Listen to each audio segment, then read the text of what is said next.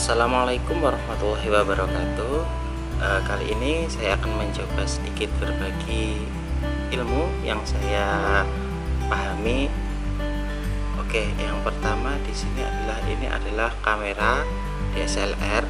Nah, di sini saya menggunakan mode manual, jadi keseluruhannya bisa kita atur secara mandiri. Oke, untuk yang pertama, pengaturan yang paling dasar itu adalah untuk melakukan pengaturan pada bagian triangle of photograph. Nah, ada di bagian atas ini. Di sini ada ISO, ini diafragma atau aperture. Lalu di sini adalah speed. Nah, ISO sendiri adalah kesensitifan kamera terhadap cahaya. Nah, di sini ketika kita tekan ISO, nah, jadi semakin tinggi angkanya maka ini kamera akan semakin sensitif. Tapi ketika angkanya kecil di angka 100 seperti ini, maka dia tidak sensitif. Namun kualitas gambarnya akan sangat-sangat baik. Sedangkan semakin diafragmanya tinggi, maka nanti kualitasnya gambar akan buruk atau noise. Selanjutnya adalah diafragma. Nah, di sini diafragma itu adalah bukaan aperture pada lensa kamera. Jadi semakin tinggi angkanya, sebenarnya diafragmanya itu akan semakin kecil. Coba kita lihat ya, semoga bisa terlihat.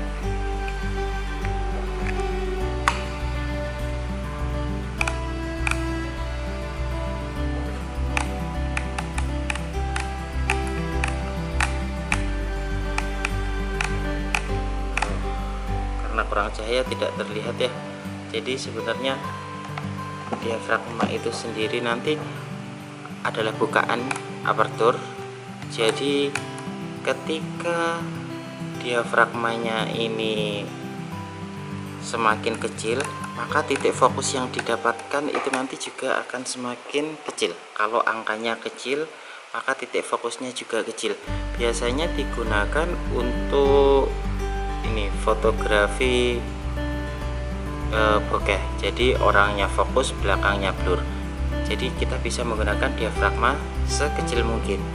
Nah, untuk pengguna lensa fix ini jadi untuk focal length atau zoom-zooman ini ya, focal length 55 itu hanya mampu paling kecilnya diafragma 5,6. Tapi kalau kita pakai focal length 18, ini nanti diafragmanya bisa sampai 3,5. Tapi saran saya kalau untuk pengen foto bokeh tapi dengan lensa standar seperti ini, itu pakai aja focal length 55, pakai diafragma 5,6. Ini udah yang paling diantara hal buruk yang paling bagus itu ini. Kalau pengen foto bokeh bisa ganti lensa, pakai lensa fix.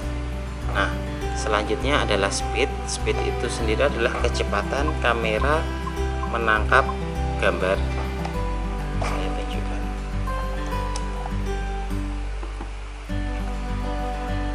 Jadi speed itu adalah kecepatan kamera menangkap gambar.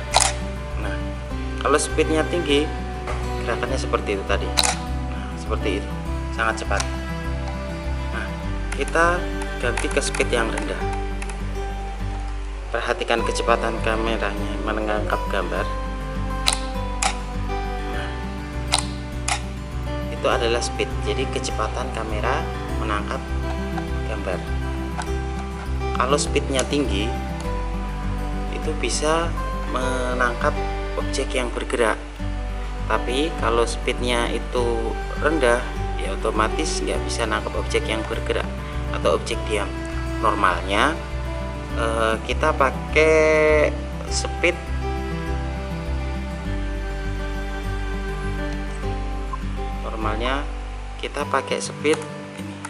1/60. Nah, ini adalah standar minimal kalau kita menggunakan tangan. Beda lagi kalau kita menggunakan tripod ya. Jadi ini adalah angka minimal. Kalau lebih rendah daripada ini, kita harus ngasih aba-aba ke objek atau mungkin manusia yang difoto untuk diam. Mohon diam, jangan bergerak. Nah, itu baru bisa. Kalau di bawah ini sedikit saja gerakan itu bakalan ada shake. Tapi kalau dipikir-pikir, lalu apa fungsinya speed rendah kok bisa sampai serendah ini? Nah, untuk speed rendah itu biasanya untuk teknik tingkat lanjut seperti slow action. Nanti bisa saya tunjukkan contohnya. Nah, itu adalah dasar dari fotografi. Jadi ada diafragma, ada ISO, dan ada speed. Nah, tugas kita sebagai seorang fotografer itu menyesuaikan ketiganya supaya berada di tengah-tengah. Nah, ini like meternya harus berada di tengah. Kalau like meter tidak berada di tengah, maka nanti hasilnya nggak bisa dilihat.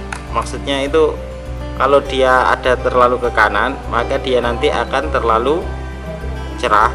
Kalau dia terlalu ke kiri, maka dia nanti akan terlalu gelap. Ini contohnya ya, ini gelap. Kalau kita taruh terlalu cerah, jadi seperti itu. Nah, tugas kita sebagai fotografer itu adalah menyesuaikan ISO, speed, dan diafragma supaya ada di tengah. Nih like meternya supaya ada di tengah, balance jadi nanti warnanya. Nah, untuk penyesuaian ini jenis fotografi itu ada dua. Jadi ada ISO, speed, diafragma, dan ISO, diafragma, speed. Nah, gimana sih itu maksudnya? Jadi kalau ISO, speed, diafragma itu lebih berfokus pada objek bergerak atau diam. Jadi itu seperti teknik pada kecepatan kamera.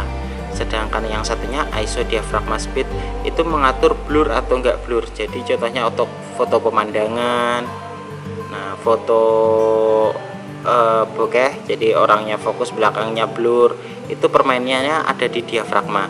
Tapi kalau untuk speed itu permainan seperti slow action, bloop, lalu ada panning, ada juga stop action. Di stop action itu yang contohnya orang melompat lalu difoto berhenti di tengah-tengah. Nah, itu permainannya ada pada speed. Slow action itu ada contohnya air terjun lalu kita foto pakai speed rendah. Nanti kita tinggal diafragma. Jadi nanti air terjunnya akan terlihat seperti gumpalan awan. Nah, seperti itu. Jadi tiga hal inilah yang mempengaruhi fotografi. Jadi yaudah, ketika foto itu tekniknya ada dua. Jadi tentukan ISO, speed, diafragma, atau ISO, diafragma, speed. Kalau masih kurang paham bisa komen di bawah. Terima kasih banget udah nonton. Assalamualaikum warahmatullahi wabarakatuh.